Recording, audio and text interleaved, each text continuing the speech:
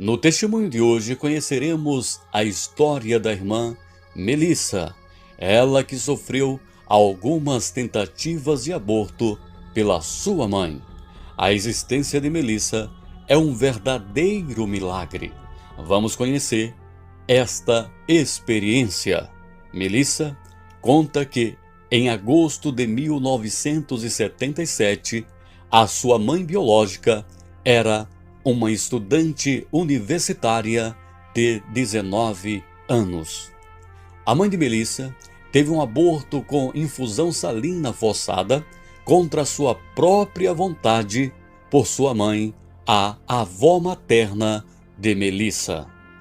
O aborto com infusão de solução salina era o procedimento de aborto mais comum realizado na época, que envolvia a injeção de uma solução salina tóxica no líquido amniótico que rodeava a Melissa no útero da sua mãe. Melissa continua sua história dizendo: a intenção daquela solução salina tóxica era envenenar e escaldar-me até a morte. Normalmente, esse procedimento dura cerca de 72 horas. A criança é embebida nessa solução tóxica até que a sua vida seja efetivamente encerrada por ela. E então, o parto prematuro é induzido, expulsando a criança falecida do útero. Meus registros médicos indicam que eu mergulhei naquela solução salina por 5 dias.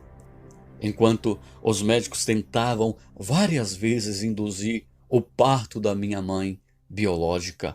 Seu trabalho de parto foi finalmente induzido com sucesso no 5º dia e eu tive o parto na etapa final daquele procedimento de aborto. No entanto, em vez de um aborto bem-sucedido, ou seja, uma criança falecida, nasci milagrosamente viva. Eu pesava um pouco menos de 3 libras, o que indicou aos profissionais médicos que a minha mãe biológica estava muito mais avançada em sua gravidez do que as 18 a 20 semanas de gravidez que foram estimadas nos registros médicos. Na verdade, um neonatologista estimou que eu estivesse com cerca de 31 semanas de idade gestacional. Se o aborteiro simplesmente estimou erroneamente a gestação com base no autorrelato da minha mãe biológica, ou se ele mentiu para prosseguir com o aborto, provavelmente nunca saberemos. O que sabemos é que, quando nasci viva, naquele dia, houve uma discussão sobre se eu receberia cuidados médicos. Meus pais adotivos foram informados de que eu havia sido posta de lado e que enfermeiras intervieram para salvar a minha vida. Apesar do milagre da minha sobrevivência, meu prognóstico foi inicialmente muito cauteloso. Sofri de graves problemas respiratórios e hepáticos, convulsões. Os médicos realmente pensaram que eu tinha um defeito cardíaco fatal. Inicialmente, por causa da quantidade de sofrimento que meu corpo estava passando. Eles indicaram que não sabiam quanto tempo eu poderia viver e, se continuasse a viver, que sofreria de múltiplas deficiências. No entanto, aqui estou eu, perfeitamente saudável. Não importa o que os médicos disseram a eles sobre como minha vida seria, meus pais adotivos não hesitaram em abrir os seus corações e a sua casa para mim. E não tenho dúvidas de que seu amor e incentivo para perdoar me tornaram quem eu sou.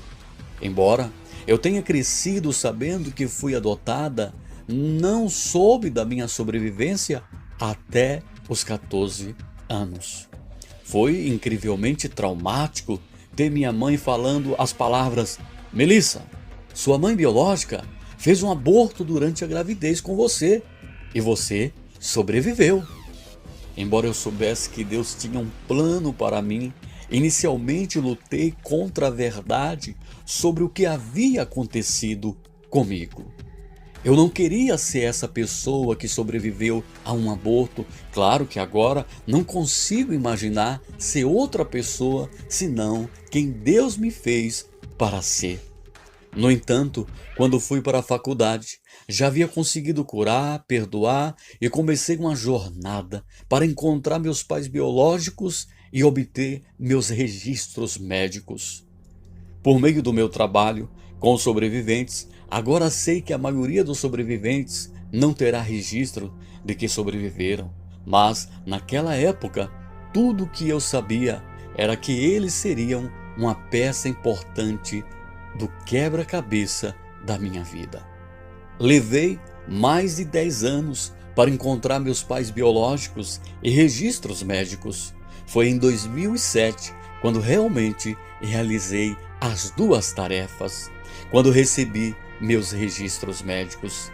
Em meus registros médicos inclui afirmações como uma infusão de solução salina para um aborto feito, mas não teve sucesso. Em outra área, meus registros listam uma complicação da gravidez como uma infusão de solução salina.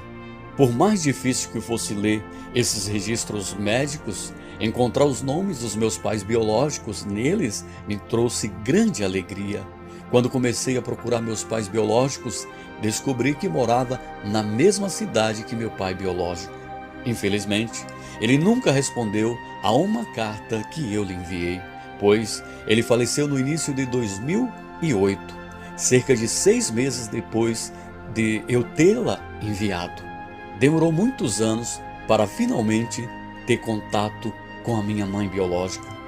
Eu me correspondi com meu avô materno em 2007, mas fui informada de que as mensagens que eu estava pedindo para que eles passassem para ela não seriam passadas, porque eles estavam separados. Em 2013, o primo da minha mãe biológica corajosamente estendeu a mão para mim. Foi assim que fiquei sabendo as verdades dolorosas sobre minha sobrevivência, ou seja, que o aborto foi forçado a ela, que a minha avó era responsável por isso e a exigência de me deixar morrer, e que a minha mãe biológica não sabia por mais de 30 anos que eu tinha sobrevivido. Ela viveu sua vida com um arrependimento incrível por, em suas palavras, não ter fugido de sua família para me salvar. Passamos alguns anos nos comunicando por correspondência e e-mail, construindo paredes de confiança e amor antes de nos encontrarmos cara a cara pela primeira vez.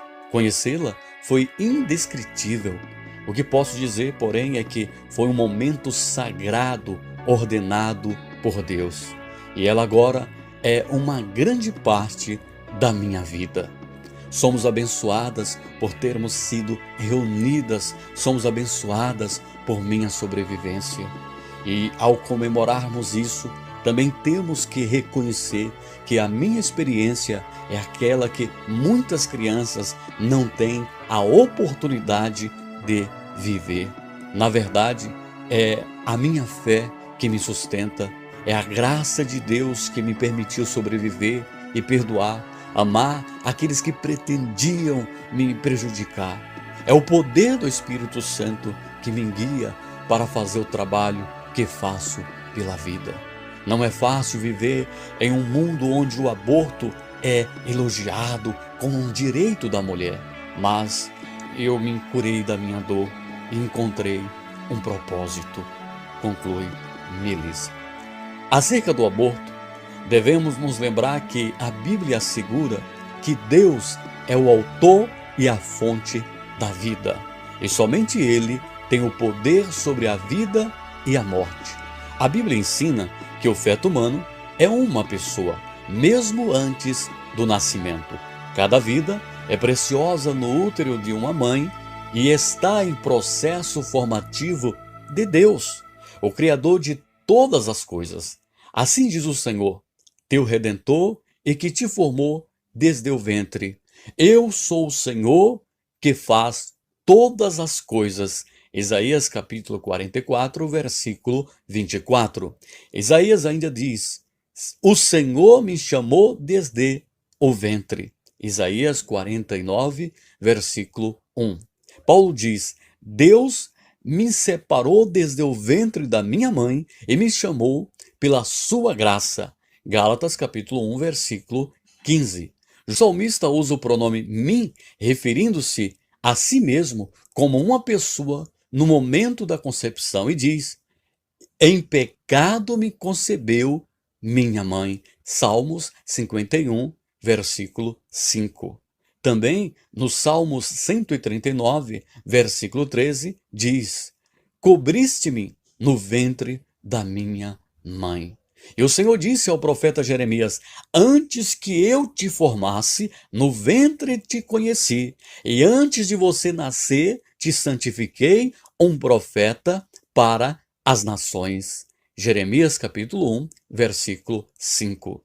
Sendo o feto uma pessoa, praticar o aborto é praticar o homicídio. E os homicidas não entrarão no reino de Deus. Apocalipse capítulo 21, versículo 8, Apocalipse capítulo 22, versículo 15, 1 Timóteo capítulo 1, versículo 9 e Gálatas capítulo 5, versículo 21.